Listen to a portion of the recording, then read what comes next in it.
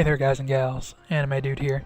So I doubt anybody remembers, but a long while back, I began to do this fun thing where I stopped deciding what anime I was going to watch, and instead I left it to my followers over on Twitter. This was a great experience, as I tried out 4 new shows in total, and today I plan on reviewing all 4, as well as rating them from worst to best. This won't be easy, because as far as I see it, all 4 of the shows that you guys chose for me to watch were at least an 8 out of 10. But I guess here goes nothing. So at number 4, let's kick things off with Another.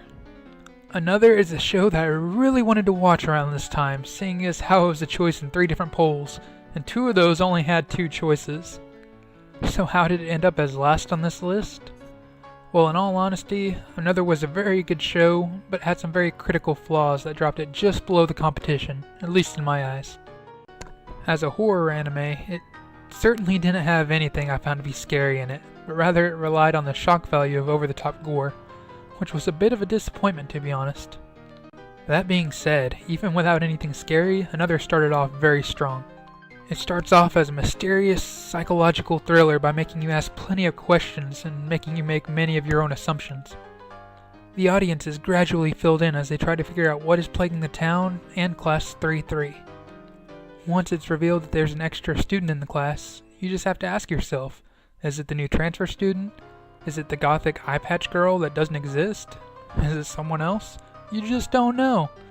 But trying to figure out as people are constantly dying was genuinely entertaining, especially for someone that loves mysteries as much as I do. So where did this show fall short? Well, in the last few episodes, this show became chaos incarnate, and everything it had built up was thrown out the window. Without spoiling anything, it eventually reveals that the main character knew something the audience didn't all along, and then everything falls into place. Not a single clue was given to the audience that could have led to the answer, yet the clues given to the character made it so obvious. This poor writing didn't completely take the enjoyment out of the show, but it is what kept it at good, rather than allowing it to be great. All in all, I give Another an 8 out of 10. At number 3, we have Erased, another short show that centered around a mystery, which may have been why I enjoyed it so much. The main character possesses a power he calls Revival, in which he travels back in time to change an event from occurring. Even though he has no control over this power, he has used it to save many lives. The main character perseveres through the difficulty that his power puts him through, and the result is a great tale that you definitely won't want to miss. Even though it manages to make the antagonist pretty easily guessable before the grand reveal, it still carries out the mysteries in the show much better than Another did. Normally, revealing the antagonist would be a fatal flaw for a mystery show, but Erased isn't just any mystery show, and the twists that the plot takes more than make up for it. Erased is a very good anime with an amazing soundtrack, cliffhangers that will keep you hooked, and a story that, as I said before, you won't want to miss. Overall, I give Erased an 8.5 out of 10. At number 2, we have good old Parasite, the Maxim. So what do you do when you're a nerdy 16-year-old boy just minding your own business, you know, doing what 16-year-old boys do, when all of a sudden your your writing hand is taken over by a parasitic alien? Personally speaking, I think that's when I'd become a lefty. Shinichi Izumi, however, decides to take a slightly different approach, and works with the new parasite in his right hand, appropriately named Miggy, to stay alive as he's targeted by other man-eating parasites. Which path was the right path?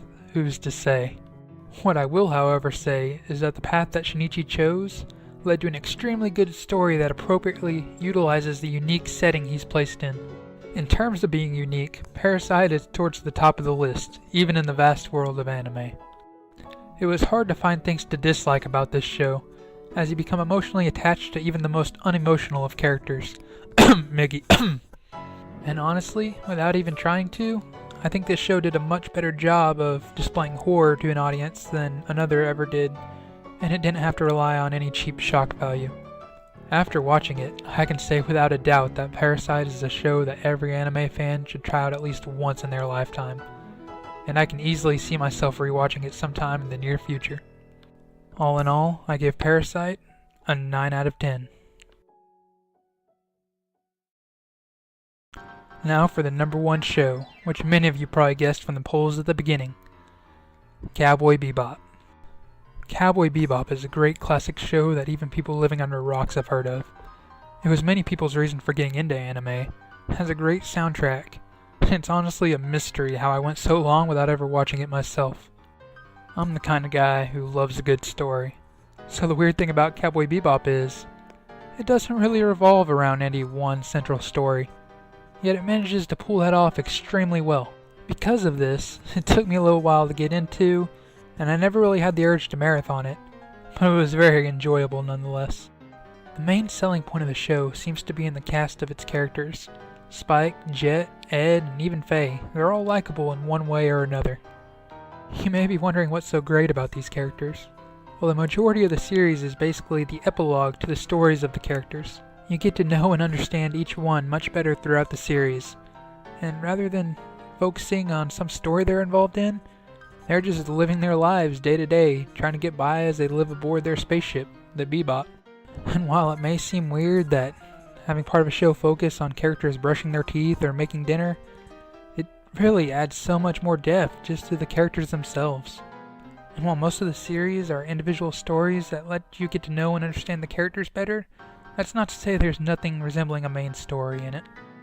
The main story arc involves Spike's past that he can't seem to escape from, his rivalry with a man named Vicious, and an old girlfriend by the name of Julia. While the episodes involving this story are few with many episodes between, they lead up to one of the greatest and most iconic endings I've ever seen in an anime. I genuinely want to thank all the people who voted for me to watch this show from the bottom of my heart.